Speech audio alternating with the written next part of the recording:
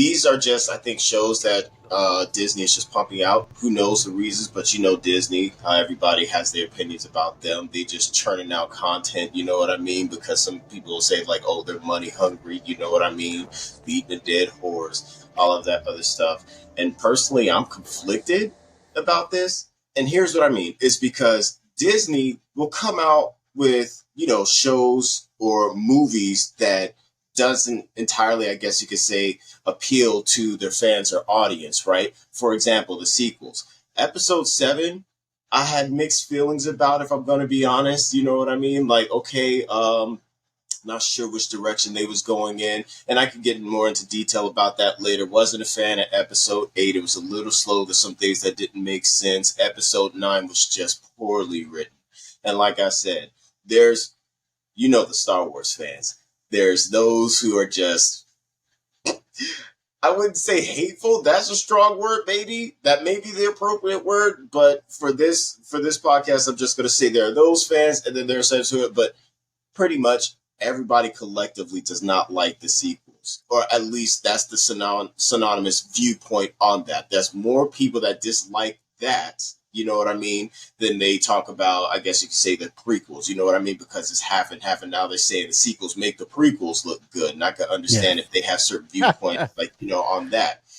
But with all of that being said, back to my original point with Star Wars, Disney Star Wars, is that they came out with The Mandalorian.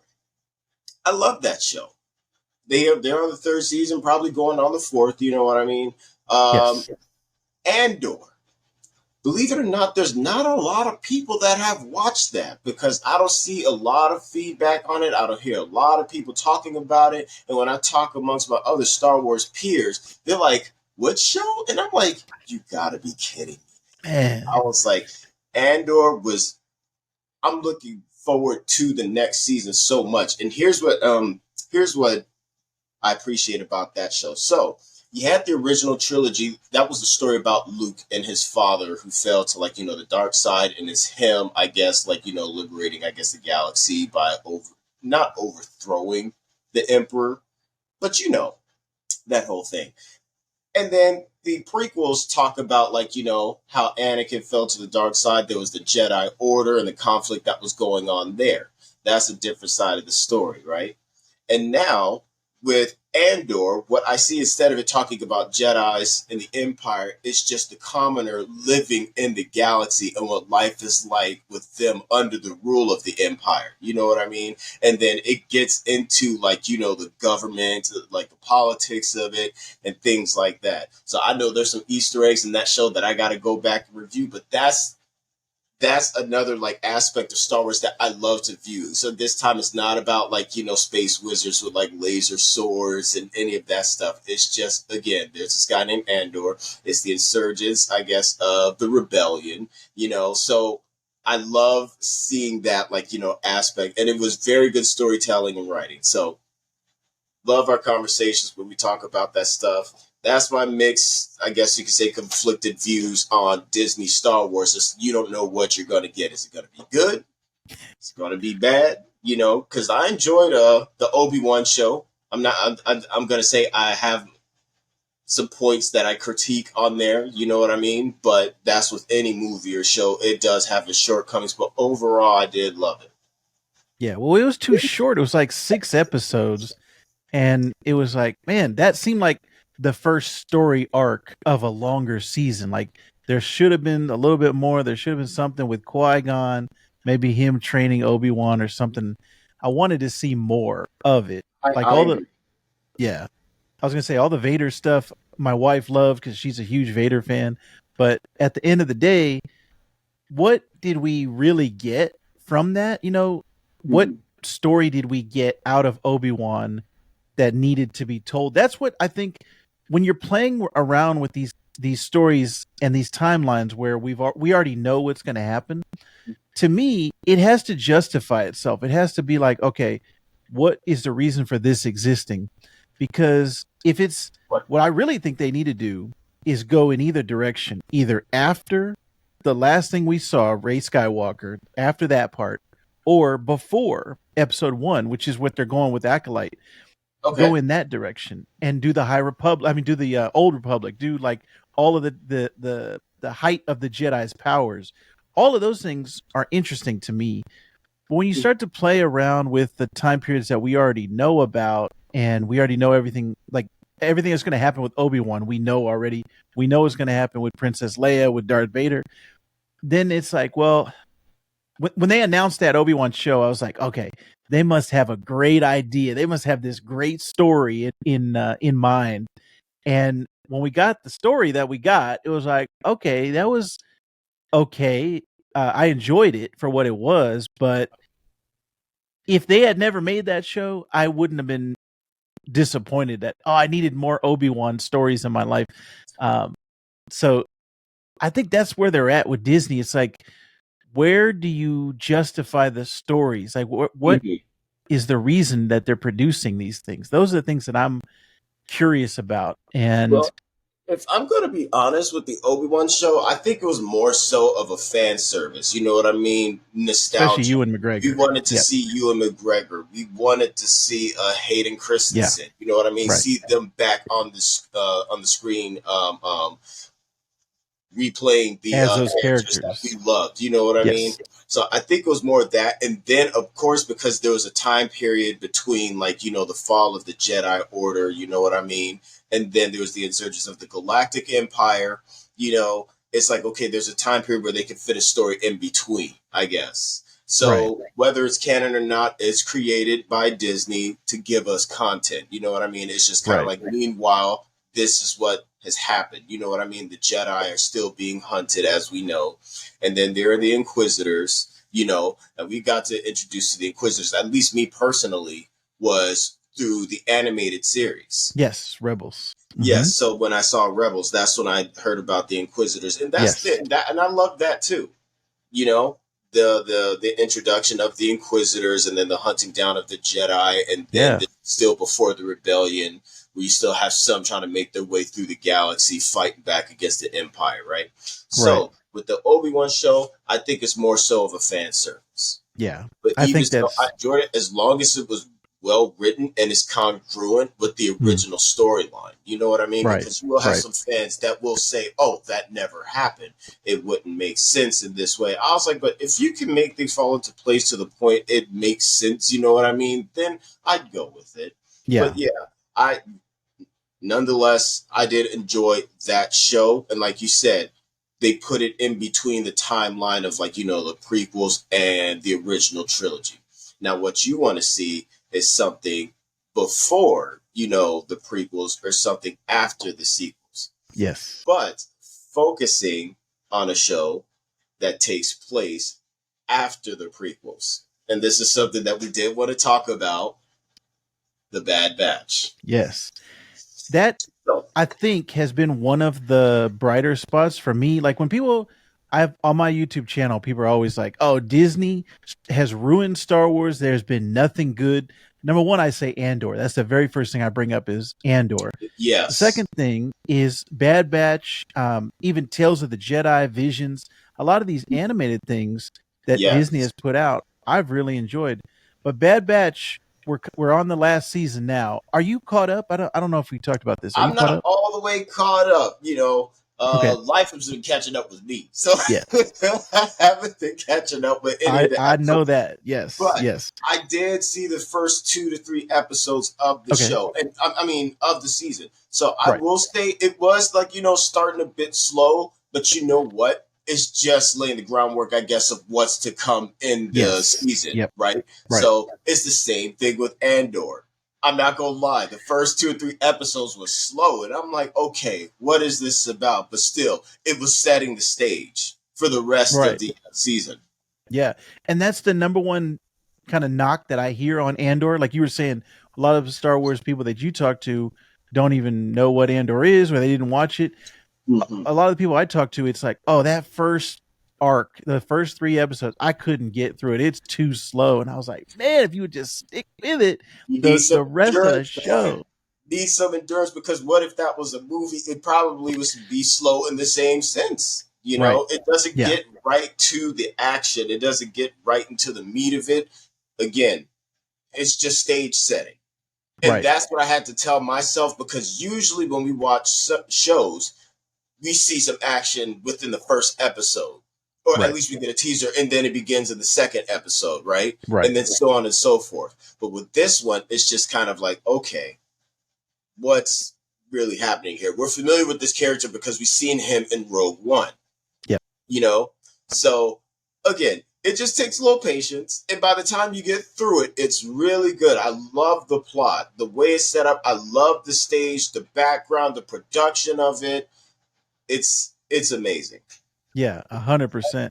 And like you were saying with the Bad Batch, the first couple episodes, 100% in season 3 are setting up the arc that's going to happen, especially with the sniper Crosshair. And he Yes. had kind of given up on the team. He was like, "I'm for the Empire. I'm not going to do anything." Right. Then he found out, oh, wait a minute, they're going to ditch me as soon as they can. They're going to get rid of me and throw me out with the trash as soon as they can.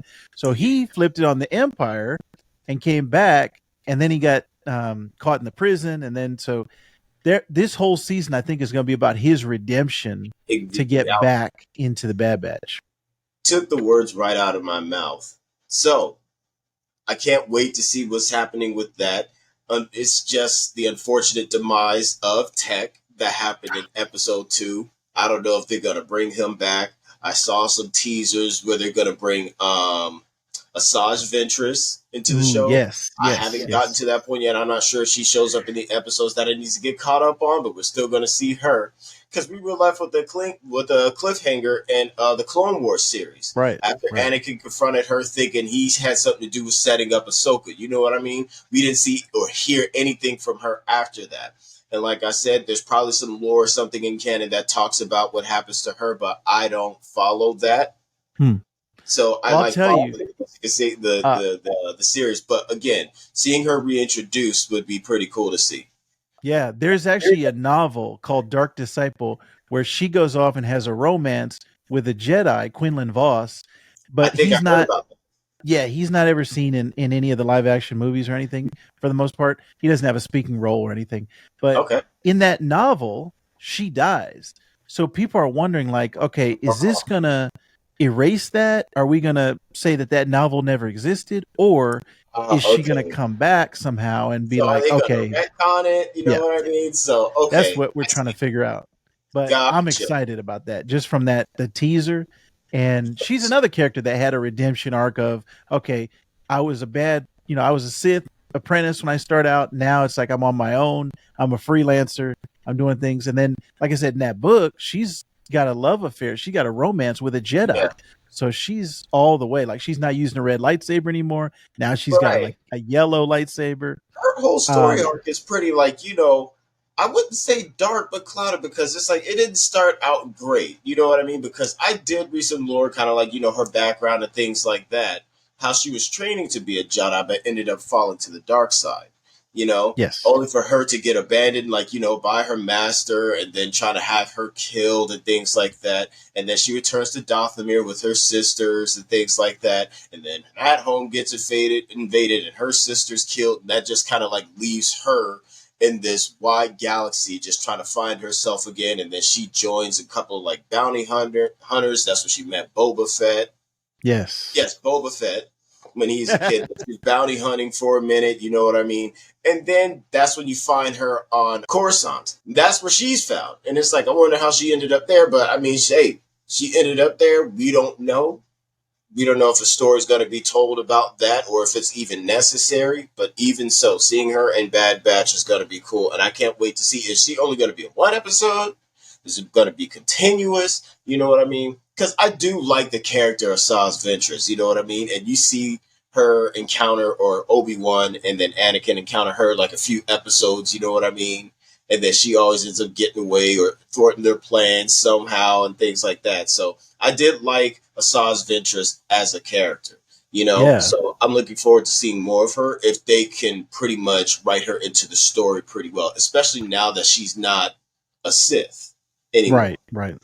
Yeah, and I want to So, see what this overall storyline is going to be, because with Bad Batch, they have, this is not like Obi-Wan. It's not 6 and you're done.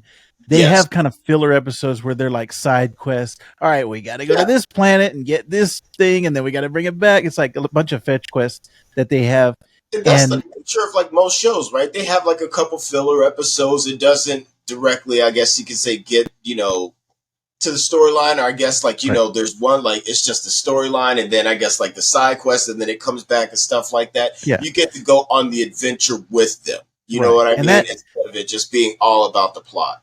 right, and you're spending more time with those characters because it's not like in a movie you have like 2 hours to spend with them. Let's say if it's over Yes. the course of a trilogy, you've got how many hours with a show. If you can spend one season, 2 seasons, 3 seasons, then you're really getting to know those characters. They become Exactly. like Avatar: The Last Airbenders, a prime example of that. It's like from the time that begins, it's like, oh, I don't know any of these characters. The time it Uh-huh. ends, these are my favorite characters. I love all these guys. So Yeah. with Bad Batch, I think it has come to the point now where in the third season, like you said, Uh-huh. when you're losing characters in between seasons and Yes. like they're bringing in new characters, you're really kind of relating to these people and you're connecting with them. And my biggest thing, are they going to justify Palpatine coming back in episode 9 through this show? Because they've been talking about kind of like, okay, cloning experiments and all these type of things. The Bad Batch themselves are clones. Exactly. So And you know what? do You see you some cloning in The Mandalorian too. yes, The right. most That's right. example. You Yes. see some cloning in there too. So And that's it that's might be kind of what I waiting on want to that's what I want to ask you because I'm very curious. I have some thoughts on this, but I want yes. to know your thoughts. Do you think it's a good thing that these shows, Mandalorian, Bad Batch, anything else we're getting around this time period, Acolyte's not going to count, Uh-huh. anything around this time period, them having to, because I've kind of seen this criticism online, them having to like take a side track out of their storyline to be like, all right, now we got to justify what happened in the sequels because nobody said why did Palpatine return? Oh, somehow he returned. All right, he's back. Dark Yeah. magic. Do you think it's a good thing that these shows have to justify that, or do you think it's a bad thing? That's what I want to know. Yes and no. And here's why I say that is because it seems like you have more than one show, aiming towards that. We already got a hint of it in Mandalorian. And then that makes you wonder, are we going to see more about that? Because after the third season, it makes you wonder, okay, where's all of this headed? You know what I mean? And I might be oblivious to it. I might have not been paying attention enough, but that's my wonder. Like, okay, where is this headed? And like I said, you got a hint of it. And now, in the Bad Batch, just this season, they're talking about cloning again, and then having the right DNA. I guess, like you say, for the Palpatine's host DNA and something like that. Yeah. So it's like, is it going to talk about that more? You know what I mean? Or we're only going to get a piece of it in Bad Batch, and then another piece of it in Mandalorian. My opinion Right. is you don't have to make an entire show about it. You don't have to make it part of the plot, the subplot. You could just talk about it briefly, like in an episode or two, and then get back to the main storyline, just Yeah. explaining like why and how it happened, etc. But Yeah. doing it in two shows, I think, is unnecessary. But that's my opinion. Yeah. I think that is a good way to structure it to be like, okay, just a little piece here, a little piece there, instead of, all right, we need 9 episodes to explain how Palpatine came back. And we're not even talking about the other stuff that's come out, Book of Boba Fett, Ahsoka. Y- Those shows have been like little side pieces to this overall Mando storyline. I think when we Yes. look, when we're all said and done, when we look back at this time period, I think if they can stick the landing, we're going to be positive overall and be like, oh, okay, they told this grand story because there's supposed to be a Mando and Grogu movie coming out, and that's Oh, is that supposed to, right? yeah, A that's supposed movie. to be the end of everything. Like this whole storyline that they're telling, that Mando and Grogu movie is supposed to be the end of it. So I don't know how many seasons Mando is going to go. I think the next one is 5. Or yeah, are they on 5 already? Dang. Um, Uh, that's the ending of that. I think is supposed to be Thrawn is the big bad villain, because we saw in Ahsoka he's back in this universe now, like he's back with Yes. everybody, so he can actually do some damage instead of being off, how many light years away. So I think it's better to look at this as a whole instead of like the individual seasons of, oh, well, that didn't tell me anything. Well, you not watching Mando. Oh, well, Ahsoka didn't give me the rest of the story. And it's like, I think Dave Filoni is like the architect of everything. He's the one from Yes. Clone Wars, from Rebels. So Ooh, I think I have faith in him that at the end of the day, all of this is going to be a grand storyline. Now, if we get to gotcha. the end of this and it doesn't make any sense, okay, now I'm like, all right, this was all a waste of time. Why did we spend all this time getting to this point when it didn't even make sense in the ending of it? Yes, But, so I think it's them following the Marvel recipe, and what I mean by ooh, that is like you have to be a fan of the franchise in order to understand like the bigger picture. And what I right. mean by that is like for you to understand what's happening in Avengers and who all the characters are, you're gonna have to follow up with all the movies prior. You know what I mean? Right. And if you Right. miss one or two, you're gonna be like, who's this character? How did this happen? So on and so forth, even to the point leading up to Endgame. Yeah. you know Right. so I think it's that same thing, and I think Marvel really did something there because you see again probably like Star Wars trying to do that same thing. 'Cause before it was just like linear, you just episode Right. 1, 2, 3, and then 4, 5, and 6, or excuse me, it was Mm-hmm. 4, 5, and 6, then 1, 2, and 3, and then now you have the sequels. But now what you're getting is these shows coming out, right? And then if there's a grand or central plot that's like brewing at the end of the timeline, you have to watch all these individual shows to try and pick up all the pieces, understand what's going on. So Right. I think it's along the same lines. I wouldn't say it's a copy and paste, you know what I mean, but it looks like they're following that same method. Yeah. Now, I'm also curious, do you think that at this point that's too much like investment in people's time, like, oh, I got to watch all these other things? Or do you think sometimes anybody's first this was something that Stan Lee used to say with comic books. He goes, any comic is somebody's first comic. So if you're on Amazing Spider-Man 547, they should be able to be caught up in the context of you telling the story. That should be the way that they get caught up. They shouldn't have to read 500 other issues. So with Uh, this, with these Marvel movies, the TV shows, now the Star Wars movies and TV shows, do you think it's too much? Like it's too much of a burden for people to get caught up? Like for you specifically, do you feel like, oh, if I miss a show or if I miss a movie, then it's, why am I even going to bother with the rest of it? Like, how do you feel?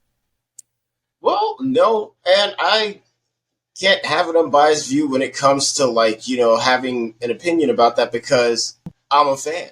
I'm gonna watch it.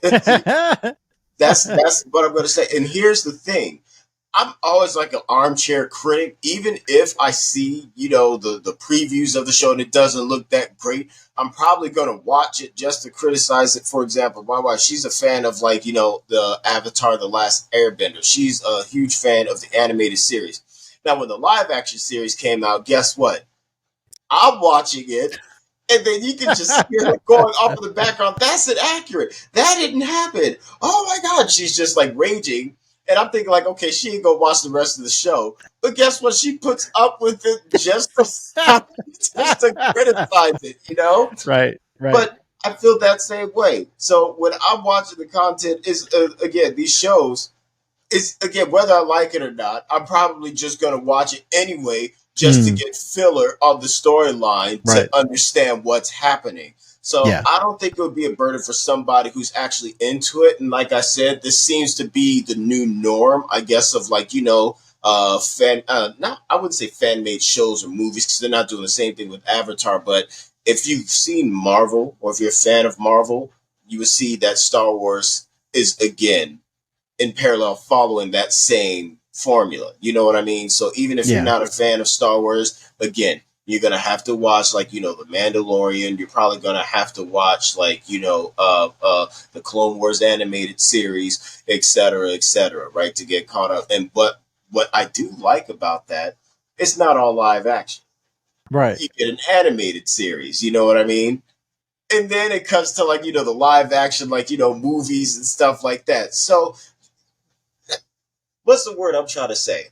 There's animated and there's live action that's telling the story, and Right. I Kind of like like that. I'm like, okay, yeah, that's pretty cool. Instead of it being all live action or right. all animated, you know what I mean? So And that's what actually DC is trying to do that now. They laid out their whole plan because they just completely they're like, all right, we're resetting the universe because this stuff ain't working anymore.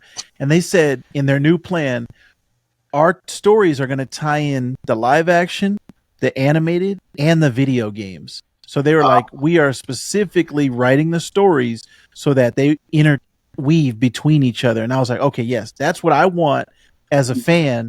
I mean, put the comics in there too. I would read the comics if the same story or the same character is like going in yes, between all these things. And it's like you got to give your hat, like you got to tip your hat to them because it's like that is ambitious. Like I don't know if yeah, they're going to be able to pull it off, but at least they swung. At least they took a swing, and they're trying to go for the fences. But with Star Wars, I think what they've done so far has been admirable for me. I think I've enjoyed all of this stuff because there's a lot of fans that I get on my YouTube channel that are they just vote in my polls every day. I do like a Star Wars. All right, who would win? Like today, I did Qui-Gon Jinn versus Kylo Ren. Who would win? And so people are like, all right, Kylo Ren is terrible because Disney sucks, and it's like, well, let's just look at the characters versus the yeah, characters, not all the background stuff.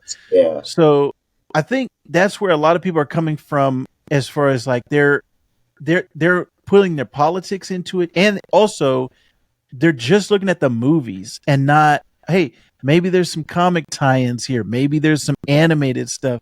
Because I got a comment the other day and the guy was like, uh why are you having an animated, because I did a poll and it was like animated character, live action character, comic book character, and they were like, yeah. live action is the only one that's actual Star Wars. And I was like, huh? What do you mean? Like you can have the live action characters be in an animated show. You can have be in a comic book. Like I don't understand the difference between I don't understand that comedy either, to be yeah. honest.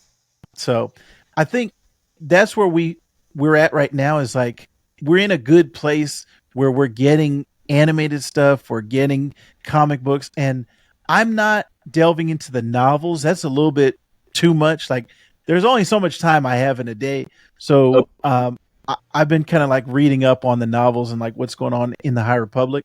But I think everything is kind of like gelling together and everything is like meshing yes. right now.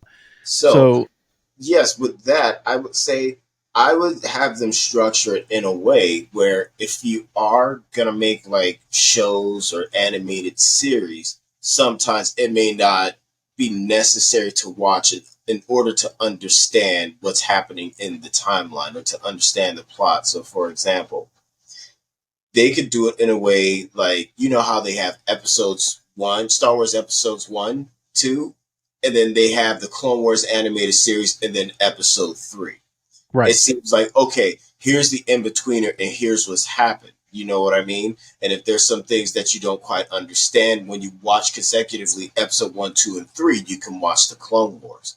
But Right. even though when you go from episode two to three, it just seems like, okay, some time has elapsed. Here's what we're at. Because Yes. even at the beginning of the movie, it gives you, I guess, like, the heading or like, the prompt where it tells you Right. like what's happening. You know what I Right. mean? Before you continue the movie.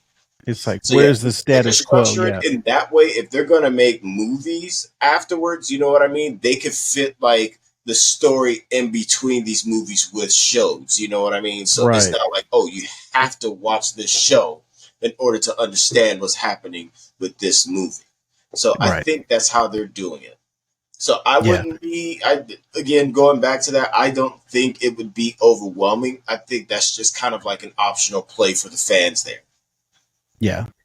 All right, man. Well, Stephen John, I thank you very much for joining me today on this conversation. Man, you got to Absolutely. come back because you, sir, not only are you GQ, but you Oh have the my gift of god. gab. Grab a beer, good at blabber, got a bottle, golden ad lib baritones. We Yeah. got everything with Stephen John here, so you got to come back again, sir. Thank you, and I'm happy to be and glad to be a guest on your podcast, man. It's been great. Love talking about this stuff because you're the one who actually said, like, "Hey, you got to get on my podcast." We have these conversations all the time, but yeah, Yeah. if you want to delve like deep into like any of it, man, let's go. Trust only in the Force.